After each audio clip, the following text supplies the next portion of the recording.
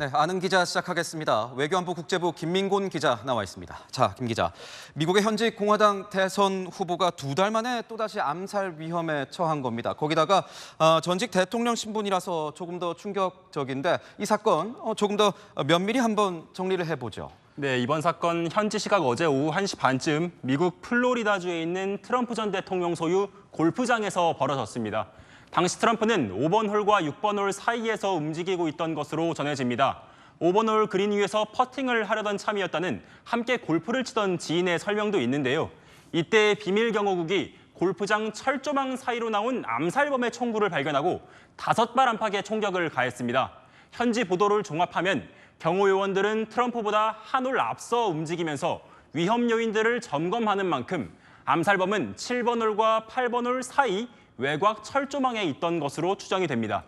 트럼프 일행들이 있던 곳으로부터 300에서 400m 정도 떨어진 지점입니다. 그런데 이 용의자가 당시에 AK 소총이라는 걸 겨누고 있었다면서요? 네, 암살범이 대기 중이던 현장 사진을 보면서 함께 설명을 드려보겠습니다. 우선 철조망에 기대어진 총기 한 자루가 보입니다. AK-47이라는 소총에 조준경을 부착한 모습을 살펴볼 수가 있습니다. 유효 사거리가 300m 정도인 만큼 트럼프가 가까워지기를 기다리던 것으로 추정됩니다. 왼쪽 상단엔 소형 카메라인 고프로도 있는데요. 현지 보안관은 암살 장면을 촬영한 의도였을 걸로 보고 있습니다. 마지막으로 철조망에 걸린 가방 2개에는 세라믹, 그러니까 도자기로 된 타일들이 들어 있었는데요. 방탄조끼를 보강하기 위한 용도로 전해지는 만큼 치밀하게 범행을 준비해온 것으로 보입니다. 치밀하게 범행을 준비해왔다. 문제는 이런 암살 시도가 2달 만에 또다시 일어났다는 것 아니겠습니까? 그렇다면 경호상의 어떤 허점이 발견된 건 아닙니까? 네, 그렇습니다. 2달 사이에 2번이나 암살 시도를 허용했다는 점에서 비밀 경호국이 비판을 피할 수는 없을 겁니다. AP통신은 골프장 경계를 따라 내부가 보이는 곳이 있다는 점은 오랫동안 알려졌다며 트럼프가 대통령일 때도 사진 기자들이 그의 모습을 종종 포착했다고 보도했습니다. 실제 골프장 주변 사진을 함께 보면요. 나무 숲을 사이로 철조망 안쪽 골프장 내부가 훤히 들여다 보입니다. 현직이 아니기 때문에 골프장 전체를 통제하진 않았다고는 하지만 비밀 경호국이 외곽 경호에 소홀했다는 지적이 나올 수밖에 없어 보입니다. 현직이 아니라서 전체 통제를 안 했다. 그런데 미국에선 역대 대통령이나 후보자들에 대한 이 암살 시도가 계속 있지 않았습니까? 네, 맞습니다. 우선 역대 미국 대통령과 후보들에 대한 암살 시도만 최소 15번 이상 벌어졌는데요.